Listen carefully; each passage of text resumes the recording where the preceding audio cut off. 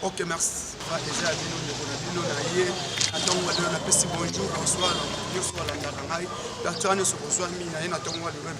pour recadrer par rapport à la décision que Jean-Marc Kabounda lobby et pesi bakinyo surtout kanda mutu o azuyo a façonné sur le plan politique a bimisi oyeba na kite mutu azali ke Kabounda azala esika azali o alesi lelo na sani ya mbele o amelisie ti na das c'est Félix Tshisekedi Tshilombo.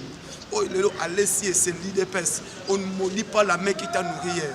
Mais lelo oyoyo a commission député national parce que aux ala qui une incapacité à cause de la député national 2011 quand tu dis que non tu étais au sein du parti mais aux ala qui n'a kamina baeba qui était mais lelo oyoyo mutu aena Kabounda na Kinshasa a foutu les avions tout c'est l'IDPS c'est Félix Tshisekedi Tshilombo. Moutoua commissaire le place Azali, Moutoua laissé, c'est Félix Tshisekedi Tshilombo. Parrain sur le plan politique, c'est Tshisekedi qui a façonné Jean-Marc Kabounda et tout. Mais aujourd'hui, il est en train de maudire la main qu'il a nourrie. On ne maudit pas l'IDPS, on ne combat pas jamais l'IDPS. Mais le col au combattre l'IDPS, tu peux considérer comme infiltré tout. Mais yeba yango bien. Moutounio soit combattant parti à l'ongwana IDPS à ça la partie à combattre IDPS. Yemoko ami Kunda sur le plan politique. Hier, Kabounda s'est attiré lui-même sur le plan politique. Bande konanga bolanda kangai naza très décis. Très décis même n'a pas propos tenir à Kilobi.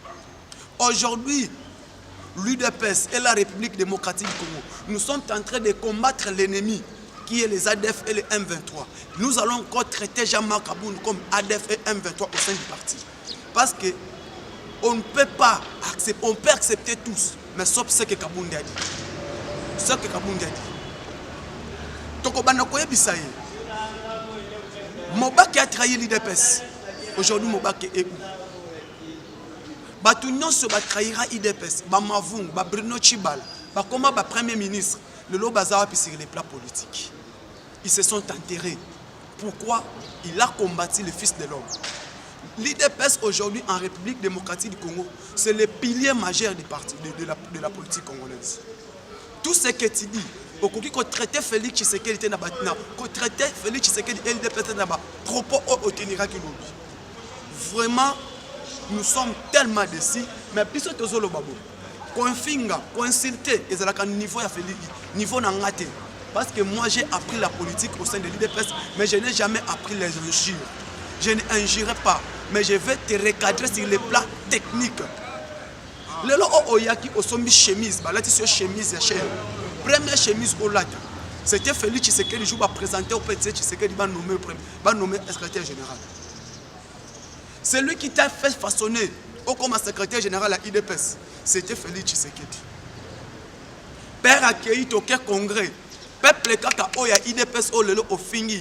Ba oyo ozanga ki kopesa musala tango okomaki président parti comme président AI étant comme premier vice-président Assemblée nationale ozo assuré intérim ya Félix Tshisekedi. Batu oyo o négligaki ne batu wana ne ba betela ka maboko na premier congrès. Félix Tshisekedi a nommé le 24 avril secrétaire général. A nommé au secrétaire général. Quel bonheur, quel bon qui moté mamalamu ya Félix Tshisekedi na ya IDPS. Et nommé au secrétaire général Obimi député et Salika Kalidepes on a Félix Tshisekedi à commission premier vice-président de l'Assemblée nationale. Premier avion au matin qui ne pas mboka c'était l'IDPS. Premier avion au matin au Kende Libanda mboka c'était l'IDPS. Et les billets payés par Félix Tshisekedi aux États-Unis. À Washington. Au Longo on a kaka IDPS. Na Fachi a façonné au commis premier vice-président de l'Assemblée nationale, na gouvernement coalition FCC-CACH, na Biwa Mabunda, na Perchoir, de l'Assemblée nationale. Kaka Mouto yo fingi, a commission premier vice-président de l'Assemblée nationale chargé des questions politiques, administratives et juridiques.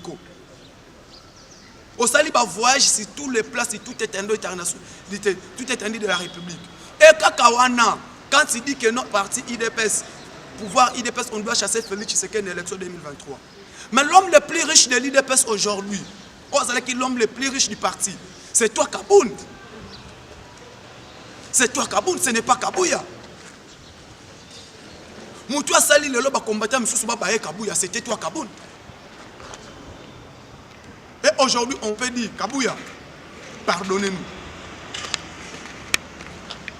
La personne qui a malmené Kabouya, qu'elle est là, mais le lot grâce naye Kabouya a réconcilié tout le monde. Tikande a réconcilié les parlementaires debout. Donc il ne se autour de lui. École du parti au quoi il s'agit c'est toi Kabouya.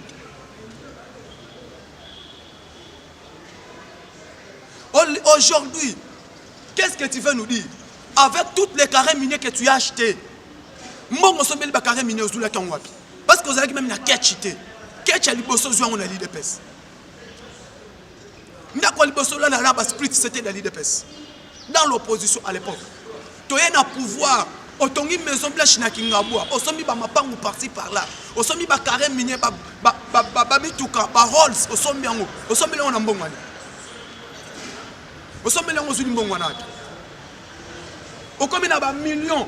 Kaboun. Où est-ce que tu as trouvé cet argent? Le lot télé mappé, tu dis, c'est que tu dis, Kaboun. Ah. On ne maudit pas la mère qui t'a nourri hier. On ne maudit pas la mère qui t'a nourri hier. Les lots, tu as concentré dans Mamboba ADF, tu as concentré dans Mamboba M23, tu as concentré comment nous devons relancer l'économie.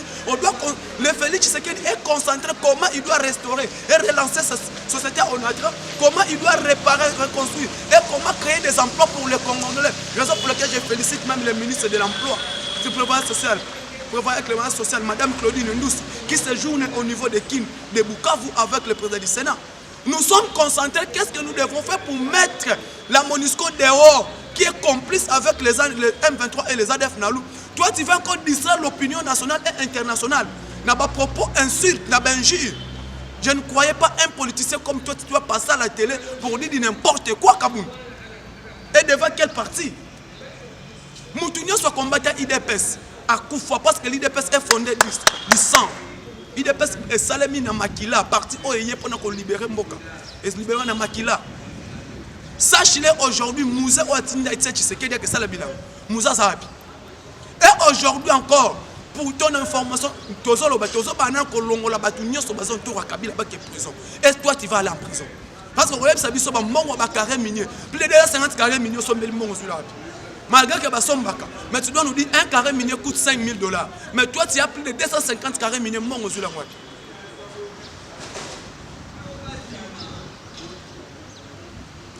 En économie, na chancelier na loba parce que le binaire n'a fan de la vraiment le développement. Qu'est-ce qu'on est en train de préparer pour le développement de ce pays avec plus de 27 blocs pétroliers et 3 blocs gazeuses. Le binaire n'a on a sur les plans économiques et tactiques n'a démontré pour que non on doit chasser M. Tshisekedi parce que l'économie est économie Zakokufa et puis tout Ezakokufa. N'a pas démontré parce qu'il n'est pas un économiste. Chevronné. N'a pas bisaye. Oya lobby n'a pas bisaye. Mboka batikela ki biso zalaki na niveau ni. Et économie mboka ba indien na ba libanais ba simyon ba société wana eza ya nani. Ba géo ezo mename. Mais tu suis solution parce que pour te dire nous sommes en train de boulonner Kabila de plusieurs qui Ngakati est entouré tous les militaires. Dites-nous. Dites-nous. Aujourd'hui, les combattants abandonnés de leur propre sort. Tous les combattants abandonnés de leur propre sort. Et aujourd'hui, tu viens dire que Félix Tshisekedi, quoi, la présidence club d'amis. Quel club d'amis? Est-ce que tu es ami à Félix? Nicole Tumbobo, tu es ami à Félix? Quel ami? Le président de la République n'a pas d'amis. Fatias la présidence de la camaralité. Le président n'a pas de collaborateur. Le président n'a pas d'amis. Yo, ça n'a boîte de nuit dans la Katanda. N'a pas champagne, tout ça. Ça se passe dans la boîte de nuit dans la Katanda. Tu vis l'Europe chez toi. Qui est le jouisseur du pouvoir? Quel est le jouisseur du pouvoir?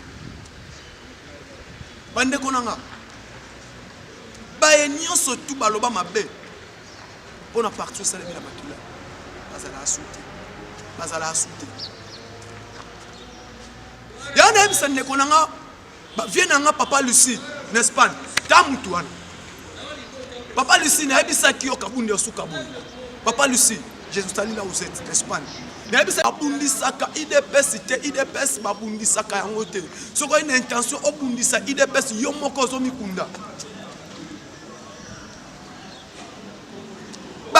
Surtout trahira, les 13 parlementaires trahira et Tshisekedi.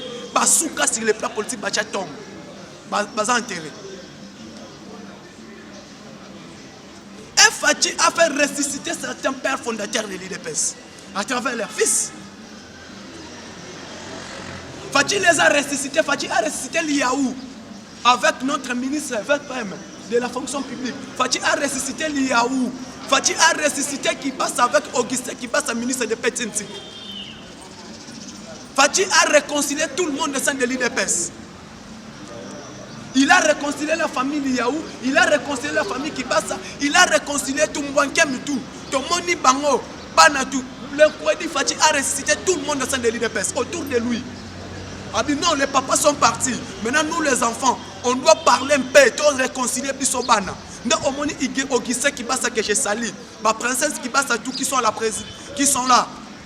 Le ministère à Pétintik, et l'Iaou aujourd'hui qui est grand. Pour qu'on reste la réforme de l'administration publique. Fachi. Non, il faut du respect. Il faut du respect.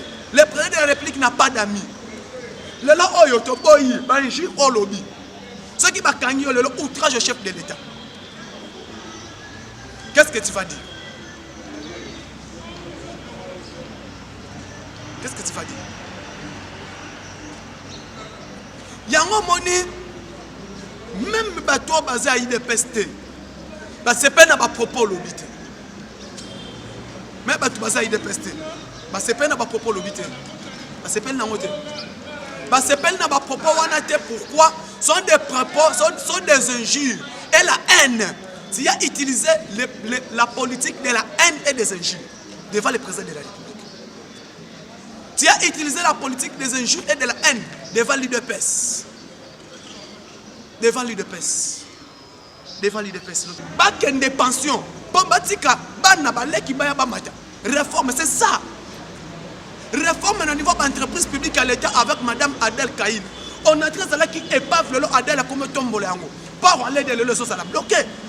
Maintenant, toi, qu'est-ce que tu as préparé en tant que député national?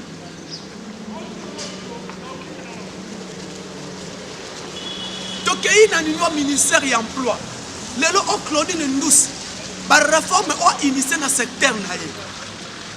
Donc, comme on a oui, la maison de placement, Madame Claudine Ndouss a décidé à Kokangako. Madame Claudine Ndouss, les lois ont été câlinées au journal officiel et se prononcé dans la décision du ministre et emploi. Qu'est-ce que tu dis qui ne marche pas? Aujourd'hui, Félix Tshisekedi a coûté combien de groupes armés dans l'Est? Aujourd'hui, il a réduit tous ces groupes. Et tu as les deux groupes actifs, c'est ADF et M23. Et bientôt, là, ADF, là, parce que hier encore, dans l'an de combat, plus de 27 ADF capturés. Nous sommes tués même. Qu'est-ce que toi tu fais que tu sais qu'il puisse faire? Tu sais qu'il n'a pas à coûter gratuité de l'enseignement, quand tu dis. Aujourd'hui, il y a la gratuité de l'enseignement. Les enseignants non payés sont maintenant alignés dans le bulletin de paie. Sont payés. 30% ont tombé dans ma fonctionnaire à l'État. Des routes partout, il y a des chantiers de construction, de réformes. Les locaux qui sont courant. D'ici, quand nous sommes courant. Nous sommes courant, mais les locaux qui sont grand banou. Qui sont courant, il n'y a pas de route. Oh, monsieur, laissez la politique de la haine, mon frère. Hein, mon frère, Kaboul. Ce n'est pas. Namoni et l'okolobi, telobi, namoni la oyaki na haine. Oyaki na haine à l'égard du chef de l'État. C'est ça que moi j'ai vécu hier. C'était que la haine, message de la haine. Tomi Tuna, Bande Konangaï, ba diaspora Papa Jacques, dans Soudaf, Tomi Tuna, ba nyoso balinganga, Mama Lidi, Tomi Tuna, Lelo Oyo, niveau de Kouté Limboka Oyo. Il y a eu des partis politiques qui sont existés autour où Kabila régnait. Babotola qui va misou sur Babati, nous comme ADF, AFDC, Babotola qui en haut. Mais l'état de droit de l'IDPS, l'état de droit prôné par Félix Tshisekedi, L'état des droits de l'IDPS. Otobitumba Tobundela qui démocratie l'état des droits. Aujourd'hui, voyagez. Tous les partis politiques vont être là, surtout. Fatih a ressuscité sur les plans politiques. Enlèvement à la race soutien sur les plans politiques. Les lois ont propos le bas qui lobby. Sans que le bas qui on a pas Kabila. On va le discours retenira qui lobby. Incendiaire. Le discours incendiaire. Ce qu'on tenira quand on le lot. On a comme ça. Détournement par-ci par-là. Aujourd'hui, on parle de détournement. Yo zalaki na bureau Assemblée nationale. Na jani na mabunda na batambo mwamba parce que tu retiens bino nyo surtout le foufou de même bat. Congrès banda au code sango na combien? Au président congrès entre les deux chambres réunies en congrès. À l'époque, tu étais député national, membre du bureau. Yona mabunda tambo mwamba koto na Sami Badiba. Congrès banda au code sango ça coûtait combien? Aujourd'hui avec Bati Lukwebo, avec son code, les gens qui ont ramené la bonne diplomatie parlementaire et sénateur. Tout le monde dit Congrès, ça coûte combien maintenant? Aujourd'hui, dites-nous la vérité, mon frère.